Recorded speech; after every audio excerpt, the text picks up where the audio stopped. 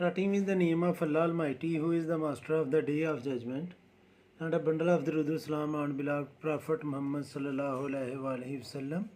Dear students, I am Abid Hussain Bhutta and you are watching my YouTube and Facebook channel Talimat Tarbiyat 72. And in this video, I am going to solve question number 4 of exercise 10B of new syllabus mathematics D3.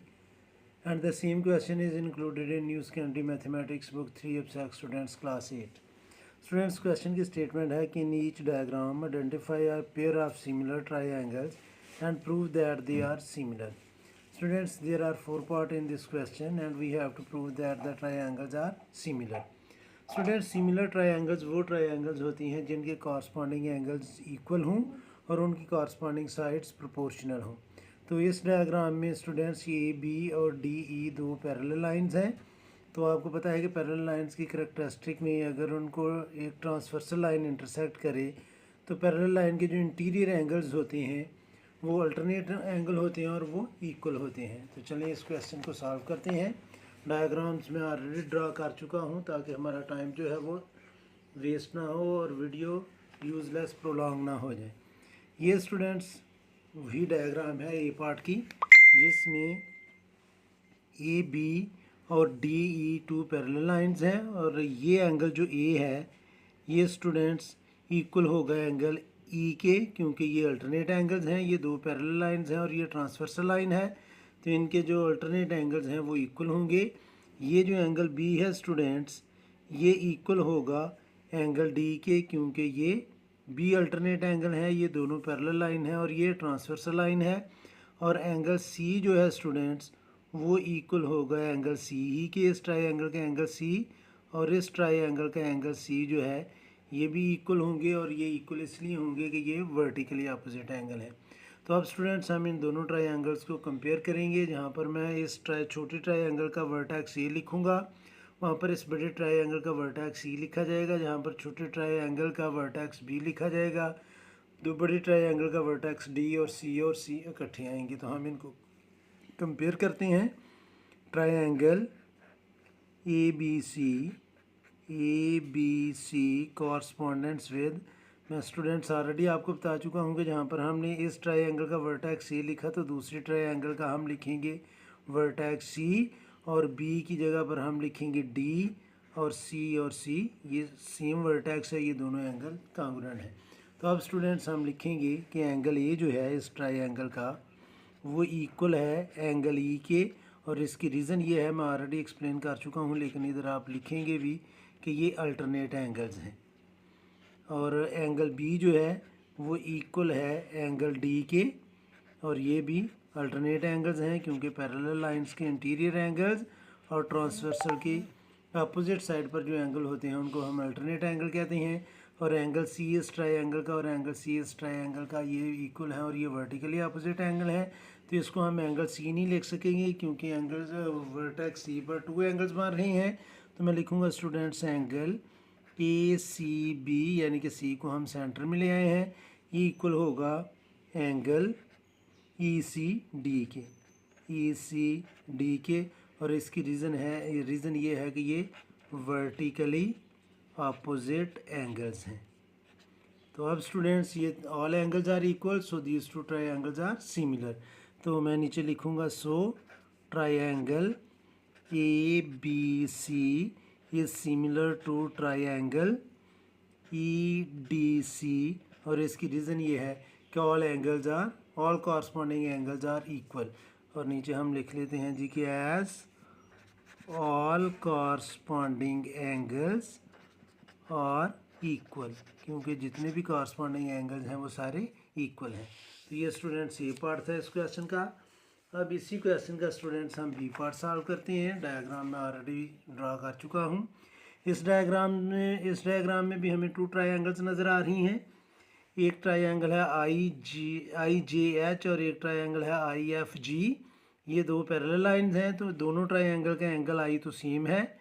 और angle F जो है students वो equal होगा angle जे के. ये corresponding angle है, दोनों angle parallel line के ऊपर हैं और ट्रांसवर्सल की एक साइड पर हैं. और एंगल जी जो है वो स्टूडेंट्स इक्वल होगा एंगल एच के, क्योंकि ये भी कॉरस्पॉन्डिंग एंगल हैं कि दोनों एंगल जो हैं वो पैरेलल लाइन के ऊपर है और ट्रांसवर्सल की एक साइड पर है। तो इसको भी हम कंपेयर करते हैं दोनों ट्रायंगल्स को, और एंगल आई दोनों का सेम एंगल है, यानी कि कॉमन एंगल है। तो अब हम स्टूडेंट्स हम इधर लिखेंगे in triangle I J H correspondence with triangle I F G. इन दोनों ट्रायंगल को कंपेयर कर लेते हैं। एंगल आई जो है स्टूडेंट्स, इस ट्रायंगल का एंगल आई छोटे ट्रायंगल का और बड़ी ट्रायंगल का एंगल आई, ये स्टूडेंट्स इक्वल हैं। और इसकी रीज़न क्या है आगे आपने लिख लेना कि ये सेम एंगल है, सेम एंगल। और एंगल जे जो है इस ट्रायंगल का एंगल जे वो दूसरी ट्रायंगल के एंगल एफ की इक्वल होगा, क्योंकि ये कॉरस्पॉन्डिंग एंगल हैं पैरेलल लाइन के, corresponding angles of parallel line. और एंगल जी एच जो है इस ट्रायंगल का एंगल एच ये इक्वल होगा स्टूडेंट्स एंगल जी के, और ये भी corresponding angles of parallel lines. तो students all angles are equal, so triangle I J H ये स्टूडेंट्स सिमिलर है ट्रायंगल आई एफ जी के। और रीज़न हमने ये लिखनी है कि corresponding angles are equal, corresponding angles are equal. तो ये स्टूडेंट्स बी पार्ट था। अब हम सॉल्व करेंगे इसका सी पार्ट। सी पार्ट में स्टूडेंट्स हमें टू ट्रायंगल्स गिवन है इस डायग्राम में। डायग्राम में ऑलरेडी ड्रा कर चुका हूँ, पी क्यू आर और एस टी आर। हम इन दोनों ट्रायंगल्स को कंपेयर करेंगे, जिसमें अगर आप नोट करें तो ये एंगल आर इस ट्रायंगल का और इस ट्रायंगल का एंगल आर ये तो वर्टिकली अपोजिट एंगल है, तो ये दोनों इक्वल हैं। तो इस ट्रायंगल का जहाँ पर आर आएगा इस ट्रायंगल का भी आर उसी जगह पर आएगा। तो स्टूडेंट्स देखें कि इस ट्रायंगल की जो शॉर्टर साइड है वो 3 है, तो 3 का अपोजिट वर्टेक्स है क्यू। तो इधर शॉर्टर साइड 6 है, तो इसका अपोजिट वर्टेक्स है एस। तो इस ट्रायंगल का जहाँ पर क्यू आएगा वहाँ पर इस ट्रायंगल का हमने एस लिखना है। तो जब हमने कंपेयर कर, इस चीज़ को माइंड में रखना है कि कॉरस्पॉन्डेंस वर्टेक्स कौन कौन से बन रहे हैं। तो मैं इधर लिखूँगा स्टूडेंट्स इन ट्रायंगल, इसको जैसे पहले ट्रायंगल को जैसे मर्जी आप लिख लें, मैंने लिख लिया जी पी क्यू आर। इसको हमने कंपेयर करना है, जैसे मैं बता चुका हूँ कि इस ट्रायंगल का आर और इस ट्रायंगल का आर सेम सीक्वेंस में आना चाहिए। तो ट्रायंगल का आर एंड पर आ रहा है तीसरे नंबर पर। तो ये इस ट्रायंगल की शॉर्टर साइड है 3, तो 3 का अपोजिट वर्टेक्स है क्यू। तो इधर शॉर्टर साइड है 6, इसका अपोजिट वर्टेक्स है एस। तो जहाँ पर क्यू है वहाँ पर एस आना चाहिए। तो हम इस ट्रायंगल को कंपेयर करेंगे स्टूडेंट्स टी, क्योंकि क्यू दूसरे नंबर पर था तो मैं एस दूसरे नंबर पर लिखूँगा टी एस आर से। इनको स्टूडेंट्स हम कंपेयर कर लेते हैं। तो इस ट्रायंगल का एंगल आर और इस ट्रायंगल का एंगल आर इक्वल है, तो मैं इधर लिख लेता हूँ G angle R is equal to angle R. और इसकी रीज़न हमने लिखनी है वर्टिकली अपोजिट एंगल्स, यानी कि टू स्ट्रेट लाइंस एक दूसरे को इंटरसेक्ट कर रही हैं, इसलिए ये इक्वल हैं और इनको हम कहते हैं वर्टिकली अपोजिट एंगल। अब स्टूडेंट्स इस ट्रायंगल की शॉर्टर साइड 3 है, तो इस ट्रायंगल की शॉर्टर साइड 6 है, तो ये आएगा 3/6 is equal to 4/8। Corresponding sides की मैं प्रोपोर्शनैलिटी ले रहा हूँ। जब हम इनको सिंप्लीफाई करेंगे तो ये आ जाएगा स्टूडेंट्स 1/2 इज इक्वल टू 1/2। तो इनकी जो कॉरस्पॉन्डिंग साइड्स हैं वो इक्वल हैं, कॉरस्पॉन्डिंग साइड की रेशियो इक्वल है, तो ये दोनों ट्रायंगल सिमिलर हैं। तो मैं इधर लिखूँगा so triangle P Q R ये सिमिलर है students triangle T S R के। क्यों सिमिलर है? ये सिमिलर इसलिए है कि one angle is equal, pair of angles is equal and two pair of corresponding sides are proportional, and two pairs of corresponding sides are proportional.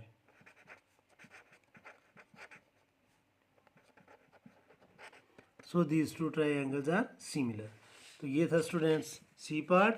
अब मैं solve करूँगा इसका डी पार्ट। डी पार्ट में students हमारे पास two triangles given है।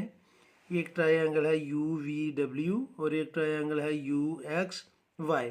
हमने proof करना है कि ये दोनों ट्राइंगल्स भी सिमिलर हों।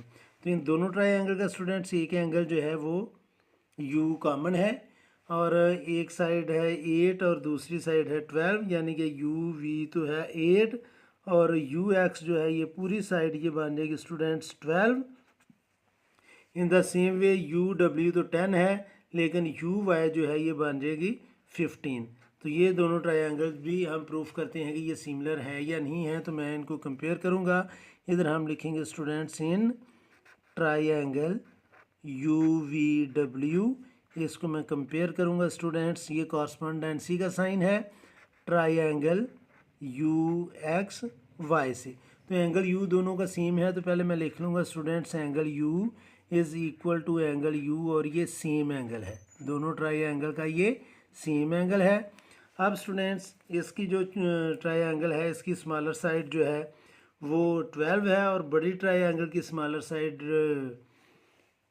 छोटी ट्रायंगल की स्मॉलर साइड 12 है और बड़ी ट्रायंगल की स्मॉलर साइड 12 है। इधर छोटी ट्रायंगल की ग्रेटर साइड 10 है और बड़ी ट्रायंगल की ग्रेटर साइड 15 है। तो जब हम इसकी रेशियो लेंगे तो ये आएगा 8/12 इज इक्वल टू 10/15। तो जब हम इसको सिंप्लीफाई करेंगे तो ये आ जाएगा स्टूडेंट्स 2/3 और इसको भी सिंप्लीफाई करेंगे तो ये भी आ जाएगा 2/3। तो ये दोनों ट्रायंगल की जो corresponding sides, two pair of corresponding sides की रेशियो जो है वो इक्वल है, यानी कि ये प्रोपोर्शनल साइड है। तो हम इसको लिख लेंगे so students triangle U V W ये सिमिलर है students triangle U X Y से। और क्यों सिमिलर है? क्योंकि ये साइड एंगल साइड यानी कि दो साइड की रेशियो इक्वल है और एक एंगल इक्वल है। अगर आप स्टेटमेंट नीचे लिखना चाहते हैं तो लिख लें कि one pair of angles is equal and ratio of two sides is equal या टू साइड्स आर प्रोपोर्शनल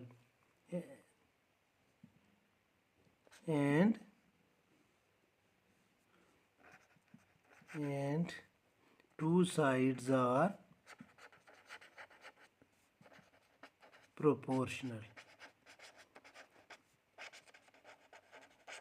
तो ये स्टूडेंट्स ट्रायंगल सिमिलर है। तो ये था स्टूडेंट्स क्वेश्चन नंबर 4। आखिर में मैं अल्लाह ताला से दुआ करूँगा कि अल्लाह ताला हमेशा आपको खुश रखे और ज़िंदगी के हर मैदान में कामयाब करे। आमीन। अल्लाह हाफिज़।